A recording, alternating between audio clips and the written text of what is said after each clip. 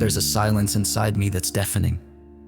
It's not peaceful, it's a void, a raw emptiness that's consuming everything I used to feel. Loneliness didn't ease into my life gently, it crashed in violently, stripping away every layer of comfort, warmth, and safety.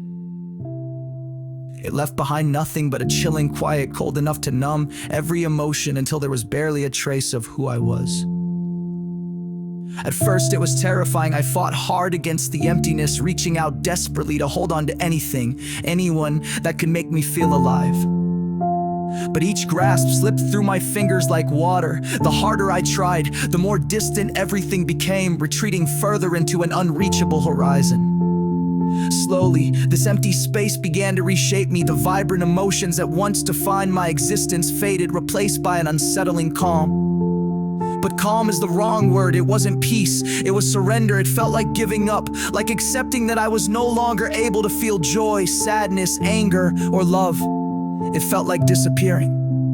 Days turned into weeks, weeks into months, each one indistinguishable from the last. Time lost its meaning, blending into a monotonous cycle of waking and existing without truly living. It became easier to exist in isolation, to remove myself from social interactions, to spare others the awkwardness of my inability to genuinely respond. I grew accustomed to the quiet, accustomed to the echoing silence that followed my every thought, every action. But isolation breeds introspection, a deeper journey inward that I didn't anticipate. It forced me to confront parts of myself I'd long buried beneath layers of distractions and external validation. I was left alone with my thoughts, unfiltered, relentless, and sometimes cruel. Questions began to surface. Who am I when no one else is around? Who am I beneath the masks I've worn to please others, to fit in, to feel accepted? These questions, once whispers, grew louder, more insistent, and yet answers were elusive, slipping through my fingers just as everything else had. The reflection in the mirror felt more like a stranger than ever before, eyes empty, devoid of the spark that once signified hope or passion. Who was this person staring back at me? What had they become? There's an unsettling truth I've come to recognize. Somewhere along the way, I willingly let go of parts of myself, perhaps as a defense mechanism, perhaps as a way to cope with a world that felt overwhelming. The pain of loss, of rejection, of unmet expectations had slowly chipped away at my core until numbness seemed preferable. At least numbness didn't hurt. At least numbness was predictable. Yet predictability has a cost. It dulls the senses, mutes the colors of life until everything fades to shades of gray. And while the lack of feeling might shield me from pain, it also bars me from joy, from connection, from the deep, meaningful experiences that once made life worth living.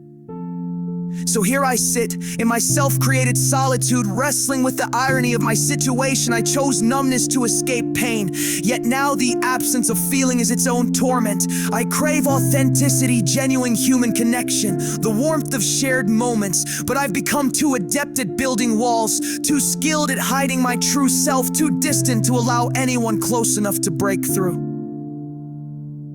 I wonder if I've gone too far, if I've retreated so deeply into myself that there's no clear path back. I question whether the risk of opening myself up again is worth the potential for pain, or if remaining in this cold comfort of numb solitude is the safer choice. But is safety truly what I desire?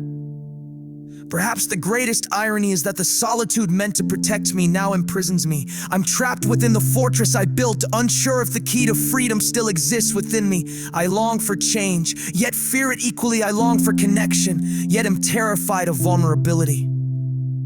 This internal battle, this constant push and pull between wanting to feel and fearing the consequences, defines my days now. It's a strange, exhausting cycle, desiring to reclaim my emotions but hesitant to endure the intensity of their return. Maybe one day I'll gather the courage to step out of this cold, solitary space I've carved out for myself. Maybe one day I'll choose vulnerability over numbness, warmth over safety. Until then, I'm left here endlessly navigating the labyrinth of my own introspection, hoping to find the fragments of who I once was, and wondering if they're still waiting somewhere to be rediscovered.